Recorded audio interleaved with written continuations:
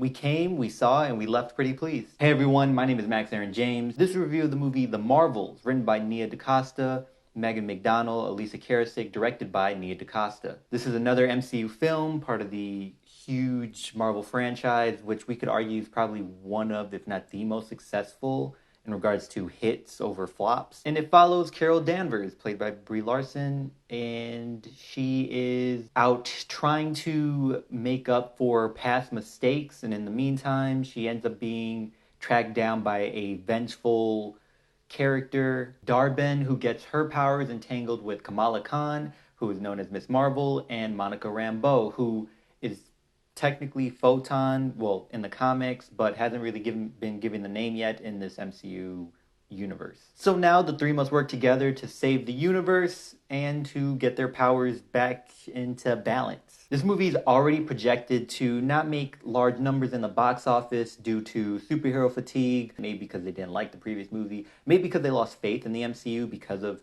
a lot of misses in the past, not just from the MCU, but more so just superhero movies in general recently, and just hate in general. And considering the budget given here, there are a lot of odds stacked against it. For me, I had a lot of fun. I really like this movie, and I think it's probably one of the better superhero movies in recent years. It is explained briefly how they got their powers, but at this point, when it comes to superhero movies, we pretty much just accept people having powers and do not really question it much. I enjoyed some of the suspense. This was a lighthearted, fun, cutesy movie. The only issue I would have would be in regards to the villain. Other than the villain, I really like the action sequences. Some of the better action sequences in recent superhero movies. There was actually fighting and like punches being thrown instead of a bunch of powers or people just running fast just to run fast. Darben, on the other hand, the villain or antagonist, was too much like Ronin Light. The weapon that the two used is pretty much the same, a hammer. They do come from the same species or planets, so it's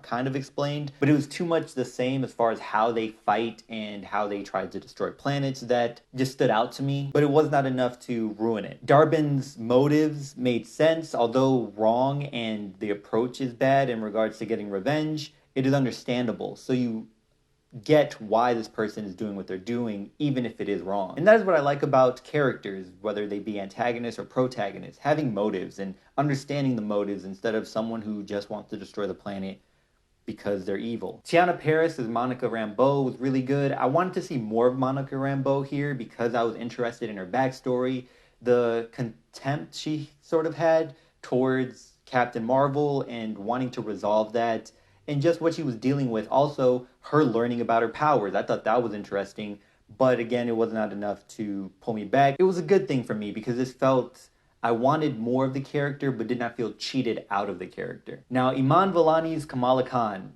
she's a standout. She had a warm and bubbly attitude, and she was able to balance the dynamic with her family and with our two other leads, and it was just fun to see her on screen. She was excited, and part of it may be because the authentic or genuine reaction as a fan of these Marvel superheroes. Vellani herself has expressed that she's a fan of these characters, so being able to play someone who's excited to meet these characters makes sense, and you're able to kind of present the real you through that. For each character to have their individual baggage, they still had a really good dynamic, and it was cool to get through this short and sweet story and see their development with such a limited amount of time. I say limited because this movie falls under 2 hours, which is pretty rare for superhero movies nowadays. And this movie being short and sweet, getting to the point, DaCosta not wasting any time to give character development individually and more so allowing them to grow. Oh, my throat gave out on me for a second. Allowing the characters to grow as we went along on this journey is very much appreciated, and I feel a lot of storytellers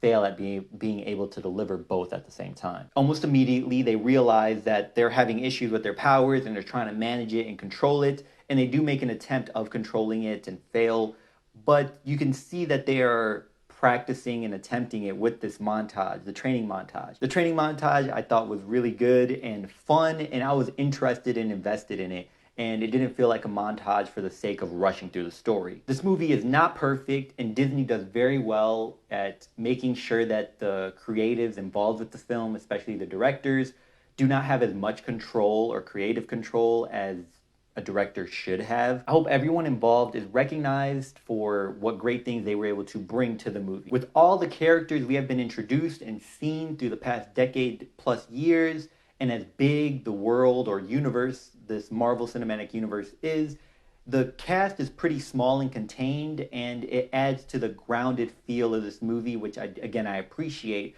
And I am wanting more of that in superhero movies. I think that's the issue, that this attempt to make the world or this Marvel universe seem much broader or grander than maybe it really is or needs to be. And it ends up coming down, and the approach ends up falling flat because there's too much being fed to you and given to you, and a lot of CGI garbage, opposed to focusing on the story, focusing on the character development, and focusing on the characters' motives and their goals in this singular film. And then building up to that Avengers level villain or situation can be hinted at in crumbs instead of trying to focus on building that through these multiple films. I like this movie. I had a lot of fun with it. If you did get a chance to watch it, what did you think about it? Did you love it? Did you hate it? Did you expect to not like it? Now, if you do comment and the reason you dislike it does not have to do so much with the quality and execution of the movie, we're not dealing with that kind of hate here. Until next time, y'all take care of each other, check up on one another, make sure you check up on yourself, and remember, potential has no limit.